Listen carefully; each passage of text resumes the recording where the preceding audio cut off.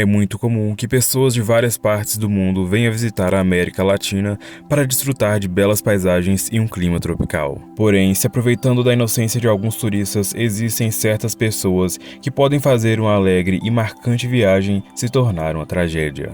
Em 2014, as holandesas Lizane e Chris faziam uma viagem ao Panamá. Elas só não sabiam que ao iniciarem uma simples trilha, elas acabariam sendo as protagonistas de um dos crimes mais misteriosos que se tem notícia.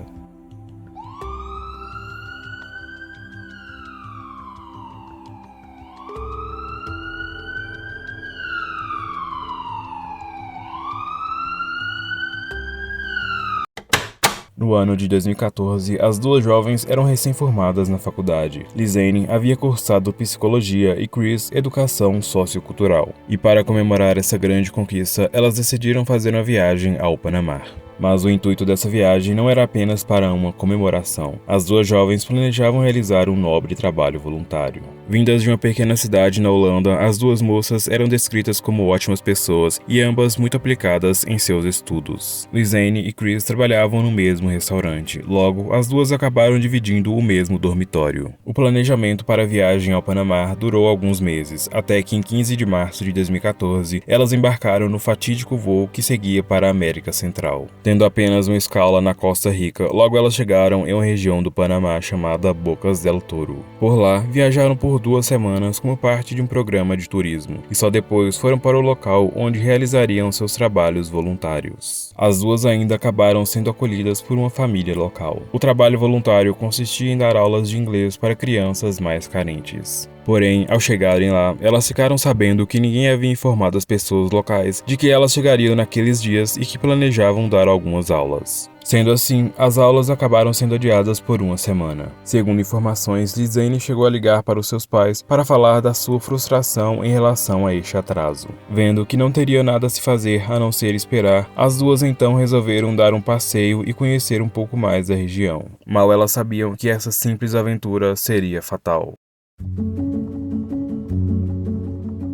Aproveitando a semana livre que teriam, as duas moças decidiram então fazer um passeio que começaria no dia 1º de abril. O itinerário consistia em visitar uma fazenda de morangos e em seguida subir um popular vulcão da região. Todo esse passeio seria organizado por um guia local chamado Feliciano. Até então, estas eram as informações que um dos pais das garotas tinham. Porém, por algum motivo desconhecido, Lizane e Chris decidiram começar o passeio sozinhas por conta própria um dia antes do combinado com o guia. A trilha que elas fariam é conhecida pelo nome de El Pianista. Segundo informações, os moradores locais chegaram a alertá-las do perigo de seguir sozinhas, já que essa trilha era conhecida por ter um grande número de assaltos e ser uma famosa rota de traficantes. Naquele momento, nada disso pareceu importar para as duas moças. Lizane e Chris foram de táxi até o início da trilha. Lá, elas acabaram sendo acompanhadas por um cachorro que seguia todos que faziam aquela trilha. Porém, algumas horas depois, somente o cachorro retornou. A dona da casa que hospedava as garotas percebeu que elas não haviam retornado, mas não estranhou. Ela imaginou que as duas poderiam estar apenas curtindo em algum lugar da cidade. O guia Feliciano e a dona da casa chamada Miriam só foram dar parte do desaparecimento à polícia no dia seguinte às 19 horas.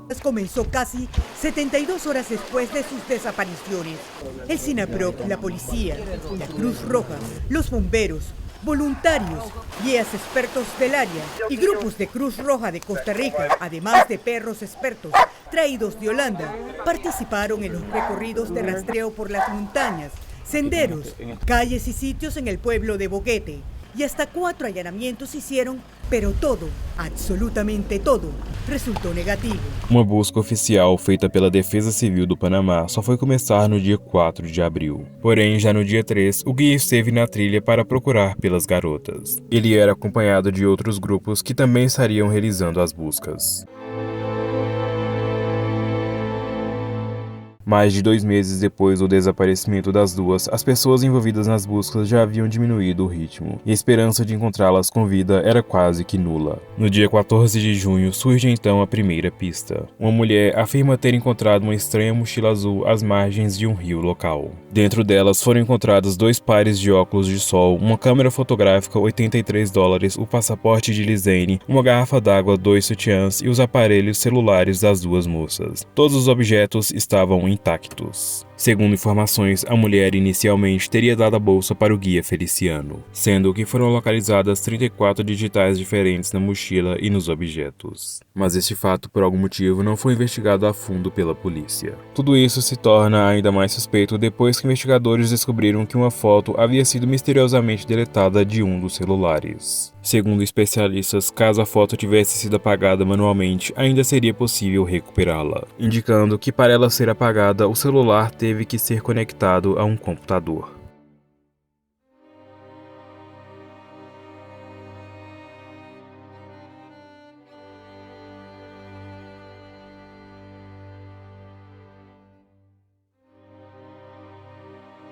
Seis horas após o início da trilha, foram registradas diversas tentativas de chamadas telefônicas, todas elas para números de emergência. Porém, devido ao fato de estarem em um local muito afastado, elas não conseguiram sinal para completar as ligações. Ao total, 77 tentativas foram feitas. 10 dias após o início da trilha, os dois celulares já estavam completamente sem bateria e não foram ligados até o dia em que foram encontrados. Além das ligações, outras coisas também chamaram a atenção das autoridades. Eles perceberam que a partir do dia 5, o celular de Chris registrou diversas tentativas de ser acessado com uma senha errada, podendo indicar que era Lizane quem tentava acessá-lo, dando a entender que Chris já não estivesse em condições de desbloquear o próprio telefone.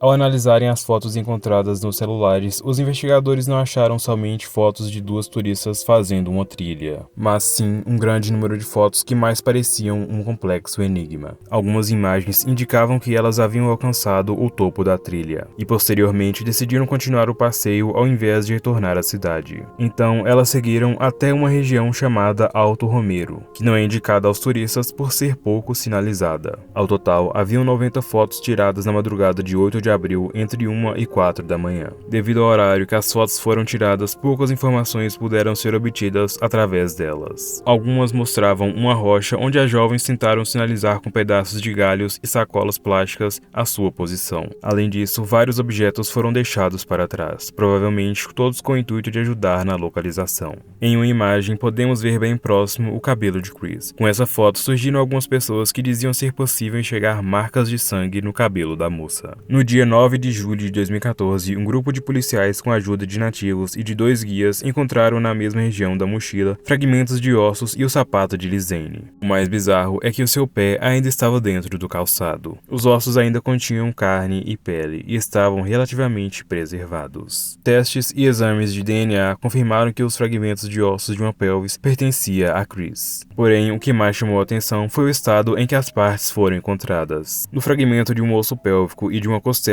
foi encontrado traços de cal. A primeira teoria que pode explicar isso é a de que fazendeiros locais costumam usar compostos químicos em suas plantações. Isso poderia, de certa maneira, ter contaminado os ossos. Uma segunda teoria se baseia no fato de que alguns criminosos costumam usar cal como um acelerador na decomposição dos corpos de suas vítimas. A causa da morte nunca pôde ser identificada, pois não havia sinais de cortes ou de marcas de animais nos fragmentos. Em agosto de 2014, um grande pedaço de pele foi encontrado. Um exame de DNA chegou a comprovar que se tratava da pele de uma das garotas. Seria essa, então, a maior reviravolta deste caso. Como poderia ser possível que mesmo após 5 meses do desaparecimento, a pele ainda se apresentava em um estágio inicial de decomposição? Porém, tudo não passava de um engano. Exames posteriores mais aprofundados concluíram que se tratava da pele de uma vaca. Toda a investigação por trás deste caso é bem nebulosa e suspeita. A versão oficial dada pelas autoridades panamenhas é de que ao passar por um tipo de ponte chamada Ponte de Macaco, devido à maneira frágil que são construídas, elas teriam caído e os corpos arrastados pelo rio até a localidade de Alto Romero. Porém, um investigador particular chamado José Mosqueira não acredita muito nessa hipótese. Ele diz ser mais provável que as duas moças foram vítimas de pessoas que possam estar ligadas ao crime organizado, que é bastante forte na região.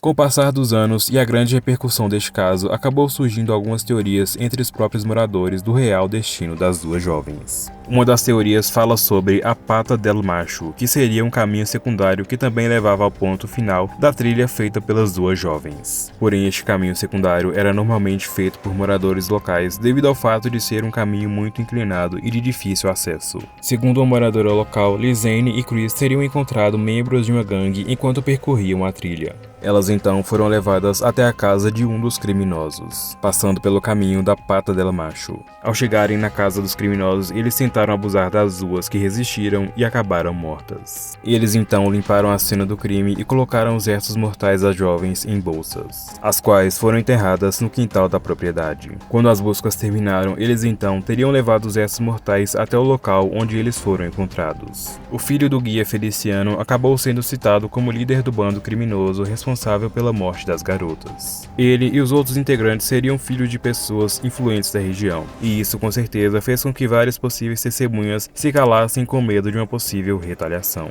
O fato é que, como os corpos nunca foram encontrados, tudo não passa de especulações e teorias. Alguns dizem que elas podem ter sido vítimas de canibalismo, tráfico de órgãos ou até mesmo de um suposto assassino em série que age na região. Isso porque, alguns anos mais tarde, em 2017, uma jovem americana de 23 anos foi estrangulada e morta na mesma região. De toda a parte misteriosa que envolve este caso, de uma coisa podemos ter certeza. Quase uma década após o desaparecimento, nenhum possível culpado foi preso e nenhuma conclusão pôde ser dada à família.